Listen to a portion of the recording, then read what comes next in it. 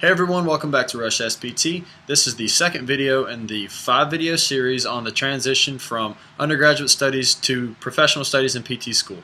So the topic for this video is peer interactions once you get to PT school. So talking about your interactions with your classmates and how that changes from undergrad. So for many of us, we went to undergraduate programs or universities with tens of thousands of students.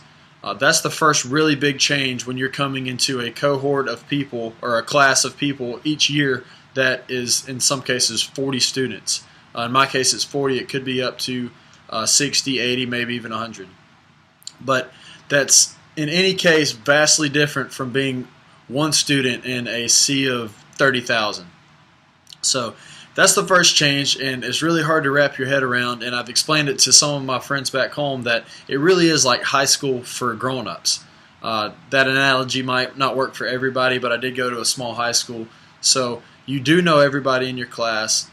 Some people like that, some people don't, but you are with this same group of people throughout the 3-year program. So it really becomes a group effort, and you come together with a shared goal of becoming a PT and graduating from your DPT program. So how does that affect your learning? Many times it's a huge component of PT programs to do group projects, to do group learning. I really didn't see why early in my PT school career, my first 2, 3, 4 semesters even. The more that I get closer to clinicals, the more I understand why we're doing so much as a team, as a group of students at a time. And the couple reasons that I just want to point out so you can have this image and have this knowledge going into your PT programs is you're working in a team because you will be treating patients as a healthcare team. So they've really stressed interprofessional education with us, with PAs, with MDs, with DOs, nursing, all these other fields that we're going to be working with in order to get the best patient results possible. So why not practice those communication skills in a team while you're learning about the academics of physical therapy?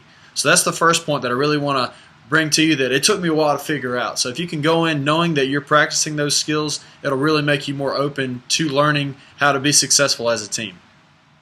The second point is that it's not always bad. I know many of us have a bad connotation on group work from either high school or undergraduate studies when you might have been the only one motivated, the only one willing to work hard in that group that you were set in, and all the work fell on you.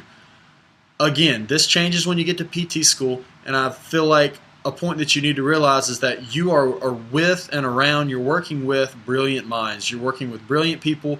They are just as smart as you. They got into the same program as you. So it's really comes to a point where you're sharing knowledge, you're sharing ideas, you're brainstorming together in order to find out differential diagnoses. What else you need to know about this patient? What are you missing in this exam that somebody else might have thought of? So really open up yourself to working with your peers, with your classmates, and I think you'll have a much more enjoyable and a much more successful early start to your PT program. So those are just a couple of points I wanted to bring to your attention, and if you have any other questions about classmates, about the interaction with your classmates, please let me know, and stay tuned for the rest of the series.